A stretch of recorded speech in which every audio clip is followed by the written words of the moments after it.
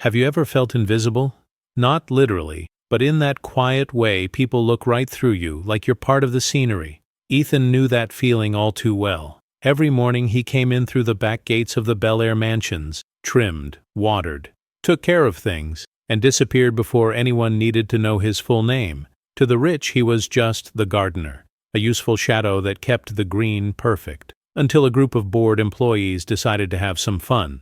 The idea was simple: create a fake profile on a dating app, set up a date at an expensive restaurant, and watch the poor guy realize he'd been played. A cruel joke. Entertainment at the expense of someone who'd never had a voice to defend himself. Ethan got the message. His heart, tired of beating alone, believed it. He got ready in the only dress shirt he owned, practiced words in the mirror, and went. Because deep down, he just wanted to be chosen. Once. But fate has a twisted sense of humor. When the restaurant door opened, the person who walked in wasn't part of the joke. It was Claire Whitmore, the daughter of the millionaire who owned half the buildings in the city. She thought the profile was real too.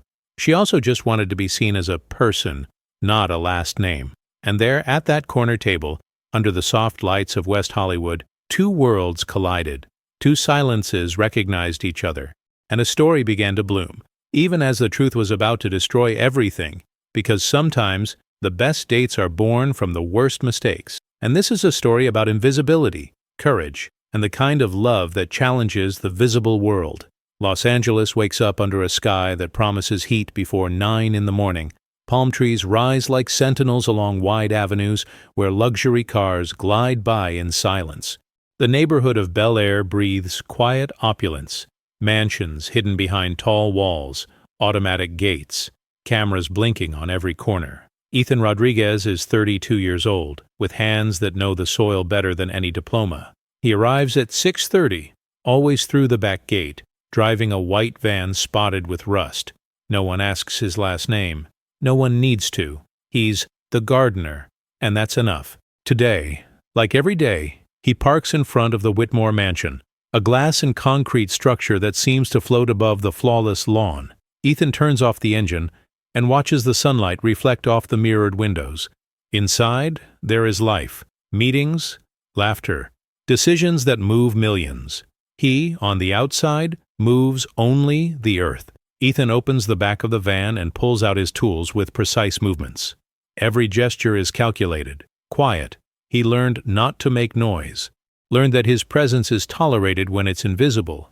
Around the main garden, white roses bloom in perfectly symmetrical beds. Ethan planted them 3 years ago, when he started working here. He waters them every morning, removes dry leaves, adjusts the soil around the roots. They don't know who he is, but they bloom for him. That's the only recognition he gets. "Hey, Ethan!" The voice comes from far away, distracted.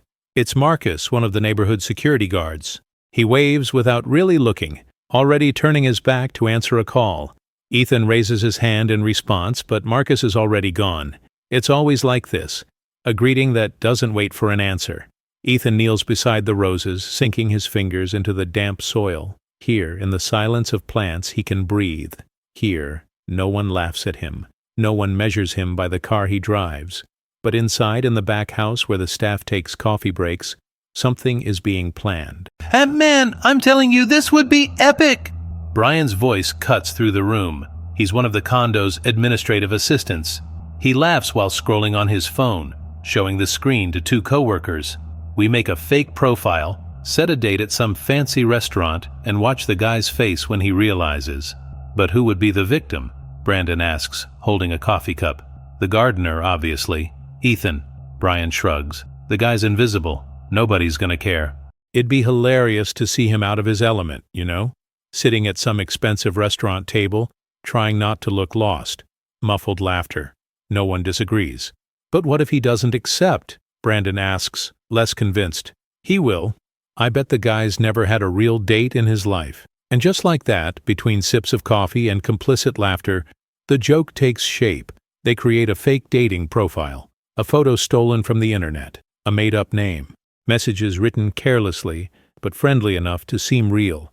They send the first message to Ethan that night. Ethan is in the small apartment he shares with his mother in Boyle Heights, on the other side of the city. The contrast is brutal. Barred windows, thin walls, the constant sound of sirens in the distance. He showers, eats something quick, and sits on the edge of the bed. The notification lights up his phone screen. "Hey, I saw your profile and thought it was interesting. You seem like a calm person. Want to talk?" Ethan stares at the message. His heart speeds up without permission. He's never been good with words, never been good at putting himself out there. But there, in that digital space where no one really sees him, he feels possible.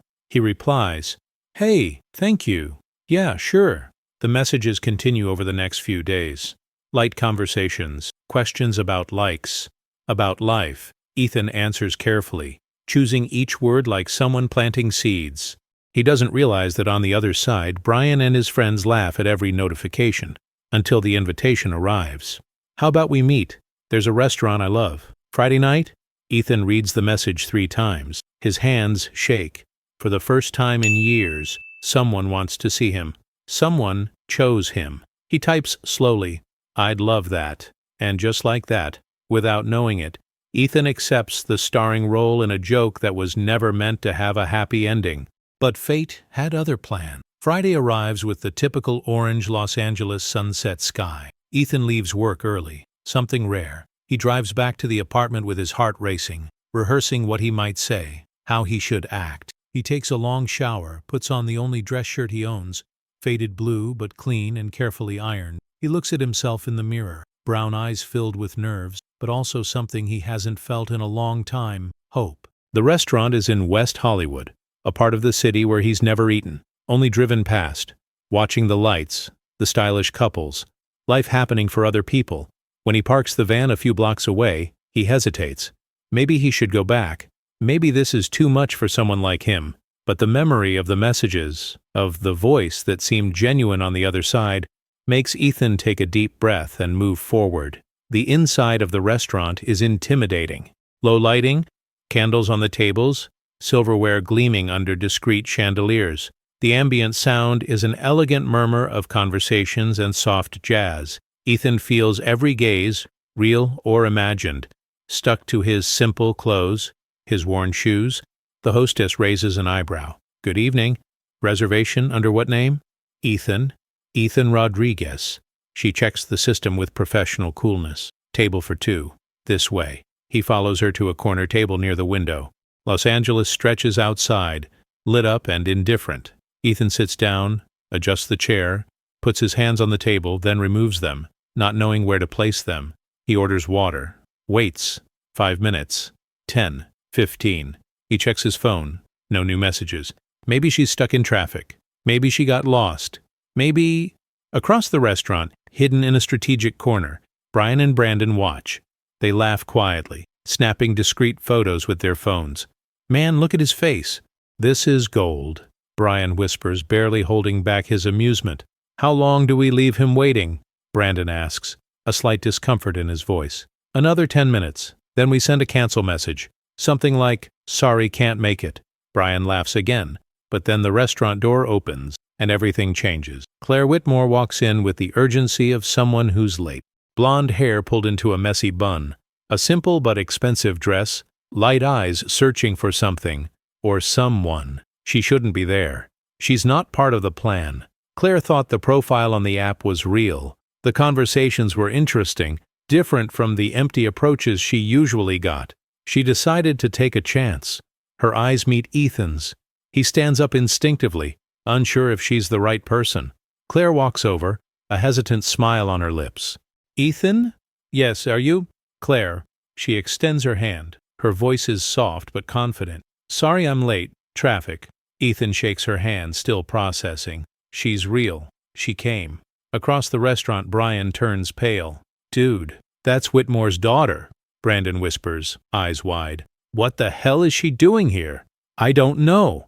It wasn't supposed to be her." They look at each other, breaking into a cold sweat. The joke has completely spiraled out of control. Meanwhile, at the corner table, Claire sits down. She picks up the menu, but looks at Ethan with genuine curiosity. "So, what do you do for a living?" Ethan hesitates. The truth might end everything before it begins, but lying feels wrong too. I take care of gardens." Claire tilts her head, interested. "Really? That's amazing. I've always thought taking care of plants requires a patience I don't have. It's more observation than patience. Plants talk, just in a different way. How so? They show when they need water, sunlight, space. We're just the ones who don't pay attention. Claire smiles. A real smile. That makes a lot of sense. I think people do that too. Ethan relaxes a little. The conversation flows easier than he expected. Claire doesn't seem like she's judging him. She listens, asks questions, laughs in that light, natural way. They order food. Ethan quietly picks the cheapest thing, and Claire doesn't seem to notice. The night moves on. Los Angeles keeps buzzing out there, but inside that space, it's like only the two of them exist. Across the room, Brian and Brandon stay frozen, unable to step in, but the truth, like always, was about to find its way. The night cools off a little, but inside the restaurant the air feels lighter. Ethan realizes that for the first time in years, he isn't measuring every word before he speaks. Claire has something disarming about her. It's not just the beauty, it's the way she listens, for real. "Do you live around here?" Claire asks, delicately cutting a piece of salmon. "Boyle Heights, on the other side of the city." Ethan hesitates, then keeps going. "It's pretty different from here. I can imagine. I live in Bel Air. Everything is too controlled. Sometimes it feels like you're living inside a glass bubble." Ethan looks at her, surprised. "You live in Bel Air?" "Yeah, I actually live at my dad's house. He's complicated." Claire glances toward the window. "He builds buildings, makes deals, controls things, including the people around him." There's something in her voice Ethan recognizes. It isn't bitterness, it's exhaustion. "That must be hard," he says, simple. "It is, because nobody believes it can be hard, you know? Like, oh, you've got money, you've got everything." But having everything means nobody actually sees you. They only see the last name. Ethan nods slowly. "I know what it feels like to not be seen." Claire studies him. "What do you mean?" "I've been taking care of Bel Air Gardens for years. I go in, do my job, leave. People barely know my name. I'm just the guy who cuts the grass." "But you're not just that." "No, but that's all they see." Claire sets her fork down on the plate. "Ethan, I know exactly where you work." He freezes. His heart slams. "You take care of my house's garden, don't you? The white roses in the front. I see you sometimes from far away. I've always wanted to talk to you, but it never felt like the right moment." Ethan doesn't know what to say. He always thought she didn't even know he existed. "I noticed the roses," Claire continues, her voice softer. "They're beautiful. Did you plant them?" "Yeah, 3 years ago. They bloom all year. I always wondered how you did that. Constant care and talking to them." Claire laughs, but it isn't mocking. It's pure delight. "You talk to plants?" "Not with words, but yeah, in a way. I think anything you take care of answers back somehow." She goes quiet for a moment, taking it in. "I never thought about it like that. Maybe I need to talk more to the things that matter." "Or the people," Ethan suggests, careful. "Yeah, or the people." The waiter comes by, offers dessert. They say no, but order coffee. The conversation slides into lighter places. Movies they've watched, songs that stuck with them, little childhood memories. Claire talks about empty summers in houses that were full. Ethan talks about his mom, who worked her whole life as a housekeeper and never complained. "She always said there's no shame in honest work," Ethan shares. "But I know she wanted more for me. And you. What do you want?" Claire asks, leaning a little closer. Ethan hesitates. No one's ever asked him that before. "I wanted to have my own business. Landscaping. Not just maintaining gardens, but creating them. Full projects. Transforming spaces." "That's amazing. Why don't you?" "Because it takes money. And connections. And credibility. You've got talent. That's already half the battle." Ethan smiles, but it's a sad smile. Invisible talent doesn't open doors. Claire rests her hand on the table, close to his. She doesn't touch him, but it's close enough that he can feel the warmth. "I see you, Ethan." He lifts his eyes to meet hers. There's truth there, something rare. The night ends on the sidewalk. The air is cool, and Los Angeles glows in the distance, indifferent and eternal. They stand there, not in a rush to say goodbye. "Thanks for coming," Ethan says, hands in his pockets. "Thank you for being real." Claire smiles. "Can I see you again?" "Yeah, I'd love that." They exchange numbers, this time real ones.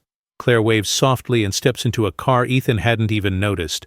He stands there, watching the taillights disappear down the avenue. For the first time in a long time, Ethan feels like he exists.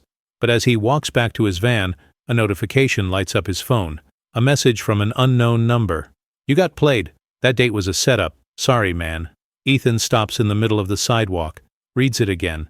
The world around him feels like it slows down, and everything that felt real starts to crack. Ethan doesn't sleep that night. He sits on the edge of the bed, staring at the message until the words lose meaning. "You got played. That date was a setup." He replays every detail. The conversations that felt genuine. The invite. The anticipation. And Claire. Was she part of it? Did she know? The doubt is a wound that won't stop bleeding. The next day, Ethan shows up to work earlier than usual. He needs to stay busy. Needs his hands doing something while his mind screams. He trims the rose bushes with mechanical, almost violent movements. A thorn slices his finger. He doesn't even feel it. Marcus walks by, waves distractedly. "Yo, Ethan. Everything good?" Ethan doesn't answer. He just keeps working. Inside the back house, Brian is restless. He didn't expect things to go that far. Didn't expect Claire to show up, and he definitely didn't expect this weight in his chest. "We need to tell him," Brandon says quietly, looking through the window at Ethan working outside. "I already sent the message last night," Brian snaps, defensive. "An anonymous text? Dude, that fixes nothing. He deserves the truth. And what am I supposed to say? Hey, we made a fake profile to clown you, but the boss's daughter showed up and now everything's a mess. He's gonna kill me." He's gonna want to kill you either way when he finds out. Brian knows Brandon's right, but the fear of facing the consequences has him stuck. Meanwhile, Claire wakes up with a strange feeling she can't shake. She can't stop thinking about the night before. Ethan was different. Real. She picks up her phone, thinking about texting him, but hesitates. Did he feel that connection too? She decides she'll go to the garden. Maybe she'll find him there. When Claire comes downstairs dressed casually, she sees Ethan from behind, kneeling beside the rose bushes. She walks up slowly, a smile starting to form. "Ethan?" He turns around. His face is closed off, his dark eyes holding something she can't place. "Hey," he says flat. Claire feels the air shift instantly. "Are you okay? You seem different." "I'm fine." He turns back to work, avoiding her eyes. "Ethan, what happened?" He stops, takes a deep breath, then pulls his phone from his pocket and shows her the message. Claire reads it, confusion turning into horror. "What? What is this? You didn't know?" Ethan's voice is low, controlled, but there's pain in it. "Know what? Ethan, I don't understand. That the date was a joke, that someone made a fake profile to make me look like an idiot, and I fell for it, because I'm stupid enough to believe someone like you would be into someone like me." "Ethan, wait." "No." He stands up, packing his tools away. "I should have known. This isn't for me, it never was." Claire's chest tightens. "Ethan, look at me. I didn't know anything about this. I went because I wanted to, because those conversations were real to me. But they weren't real. Someone wrote them. Someone planned all of it. Not me." He stops, finally looking at her. There are tears in his eyes, but he holds them back. Then who? Claire doesn't have an answer, but something lights up inside her. Anger, outrage. "I'm gonna find out." She walks into the house through the back gate, straight to the staff room. Brian and Brandon are there, trying to look busy. The second they see Claire, they freeze. "Was it you?" Claire asks, her voice sharp. Silence. "It was. You." It's not a question anymore. Brian swallows hard. "Claire, we didn't know you were going to show up. It was just a joke? You turned a human being into a joke? It wasn't like that." "It was exactly like that." Claire is shaking, not from fear, but from rage. "You're pathetic. And if my dad finds out about this, you'll be out on the street before the end of the day." Brandon drops his head, ashamed. Brian tries to explain himself, but Claire is already gone. She goes back to the garden. Ethan is loading his tools into the van. "Ethan, wait, it was them, the staff. But I swear I had nothing to do with it." He looks at her, drained. "And now what? Does that change anything?" "It does, because I chose to be there. And I'm choosing to be here now." Ethan wants to believe her, but the wound is too fresh, too open. "I need time, Claire." She nods, eyes glossy. "I understand." Ethan gets into the van and drives away. Claire stays standing in the garden, surrounded by the white roses he planted. but the emptiness he left behind was too big to ignore. 3 days pass.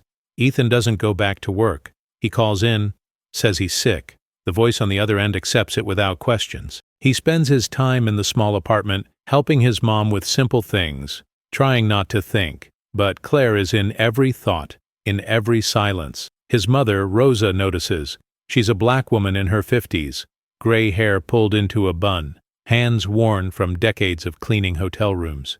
She knows her son better than anyone. "Mijo, what happened?" she asks, folding clothes in the living room. "Nothing, Mom." "Ethan." Her voice is firm but gentle. "I carried you for 9 months. I know when you're hurting." He lets out a breath, sits down beside her, and he tells her everything. The fake profile, the date, Claire, the truth. Rosa listens in silence. When he's done, she places her hand over his. "And do you like her?" I think I do, but it doesn't matter. She lives in a different world. The world is only different if you believe it is." Rosa squeezes his hand. "If she chose you, Ethan, maybe you should give that choice a chance. And what if she changes her mind? What if her family doesn't accept it? Then at least you'll have fought for it, and that's already more than regretting you never tried." Meanwhile, across the city, Claire is fighting her own battle. Her father, Richard Whitmore, is a 60-year-old man with perfectly combed gray hair, an impeccable suit even at home. He built an empire from nothing and controls everything with an iron grip, including his daughter. They're in the dining room, a long mahogany table separating them. Claire pushes her food around with no appetite. "You've been acting strange," Richard remarks, cutting his steak with surgical precision. "I'm fine." "You're not, and I've already heard rumors." Claire looks up. "Rumors?" "That you were seen with the gardener, in a restaurant." The silence is heavy. Claire feels her blood boil. "So what? So what?" Richard sets his utensils down, his stare cold. "Claire, you know who you are. You know the name you carry. I know, and I know that name doesn't define me. It absolutely does. Everything you have comes from that name. This house, your education, your opportunities. And my loneliness, too?" Claire stands up from her chair. "Everything I have is empty, Dad. People who only talk to me because they want something. Parties where nobody actually knows me. That's life, Claire. You'll learn to accept it." "No, I won't." She takes a breath, her voice shaking but steady. "Ethan sees me. He doesn't want anything from me except who I am. And I'm not throwing that away because you're scared of what people might think." Richard stands, his presence towering. "You're going to regret this. Maybe, but at least I'll have lived." Claire leaves the room, her heart pounding hard in her chest. She goes up to her room, grabs her phone, and after hesitating for a long moment, types a message to Ethan. "I know you asked for time, but I need you to know this. I haven't given up on you, and I won't." Ethan reads the message late at night. He just stares at the screen, his thumb hovering over the keyboard. His mom is already asleep. The apartment is quiet, only the distant sound of traffic outside. He thinks about her words. "I haven't given up on you." No one has ever said that to him before. Ethan takes a deep breath and types, "Do you want to come here? I want you to see where I come from." The reply is immediate. "Send me the address." The next day, Claire parks her discreet car in front of Ethan's building. Boyle Heights is different. Narrow streets, graffiti on the walls, kids playing soccer on the sidewalk. She walks up to the second floor, nervous. Ethan opens the door. They look at each other. "Hi," she says softly. "Hi." He invites her in. The apartment is small but clean. Rosa is in the kitchen making coffee. When she sees Claire, she smiles. "You must be Claire." "Yes, ma'am, it's a pleasure." "The pleasure's mine. Sit, Mija. I'll bring the coffee." Claire sits next to Ethan on the worn-out couch. They stay quiet for a moment. "Thanks for coming," he finally says. "Thank you for letting me in." Claire looks around. "It's cozy in here. It's small, but it has life. It has truth." Ethan looks at her, and in that moment he decides. He decides to believe. He decides to try. But the weight of the world was still hanging over them. 6 months later, Los Angeles wakes up to a clean sky, almost unreal in how blue it is. The heat is coming, but there's still a coolness in the air. In the heart of the city, on a lot that used to be nothing but abandoned concrete, something new is blooming. Roots Garden is a community urban landscaping project. Raised beds, young trees, flowers in every color, a space open to the public where anyone can come, sit, breathe. And at the center of it all, leading a small but dedicated team, is Ethan. He wears work gloves, but now he also carries a clipboard with plans, technical sketches, expansion notes. He's not invisible anymore. He's the builder. Ethan! The sunflower seedlings came in, Marco calls out, one of the neighborhood kids Ethan hired. Perfect. Let's plant them on the east side. They'll get direct afternoon sun. The transformation wasn't easy. After that afternoon in the apartment, Claire and Ethan decided to try. For real. But reality hit hard. Richard Whitmore cut off Claire's allowance, tried to isolate her, tried to use the weight of his name to pull them apart. Claire didn't back down. She got a job, something she'd never done before. Started as an assistant at an art gallery downtown. The pay was small, but it was hers. For the first time she bought something with money she earned, not money she inherited. And Ethan, with her help and a small community grant Claire helped him secure, finally turned his dream into something real.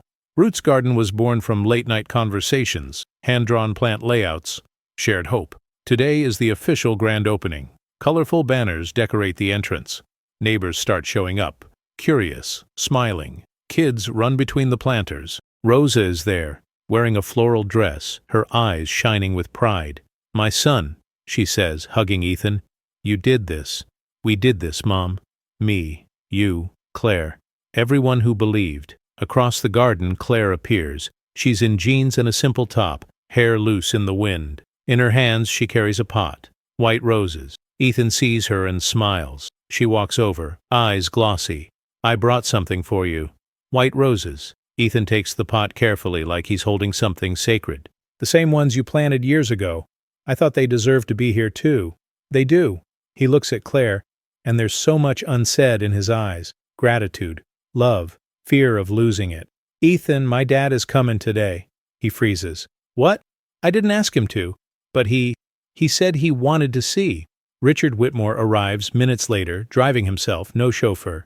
He parks and takes in the garden with critical eyes, but there's something different in his posture. Less rigid, more curious. Claire walks up to him. "Dad, Claire." He looks around. "So, this is it." "It is." Richard walks slowly through the garden. He studies the beds, the plant labels, the people laughing, kids learning how to plant things. He stops in front of Ethan. "Mr. Whitmore," Ethan says, his voice steady, respectful. "Ethan." Richard extends his hand. Ethan hesitates, then shakes it. "You built this?" "Yes, sir, with help." "It's impressive." Richard looks at Claire, then back at Ethan. "I was wrong. I judged you without knowing you. And I almost lost my daughter in the process." Claire takes her father's hand. "You didn't lose me. I'm still here." "I know, and I'm trying to learn." Richard takes a breath. "Ethan, if my daughter sees something in you, then I'm going to try to see it too." Ethan nods, too emotional to speak. Richard leaves not long after, but before he goes, he looks back one last time, and he smiles. Small, but real. The sun is already high when Claire and Ethan finally sit together on a wooden bench, tired but happy. The garden pulses with life all around them. The white roses are planted at the entrance, welcoming everyone who arrives. "We did it," Claire says, resting her head on his shoulder. "We did it," Ethan repeats, lacing his fingers with hers. They don't know what the future holds, but they know that together, they'll face it. Because what grew between them wasn't an accident. It was cultivated with patience, watered with truth, and it bloomed against all odds. And so, in the heart of Los Angeles, between concrete and hope, a garden proves that life always finds a way to bloom. Sometimes, the meeting that changes a life starts as a mistake. But the truth is, there are no mistakes when two souls decide to choose each other. If this story touched you, let your heart rest here for a moment. Like, share, and subscribe for more stories where humanity blooms, even in the most unlikely places.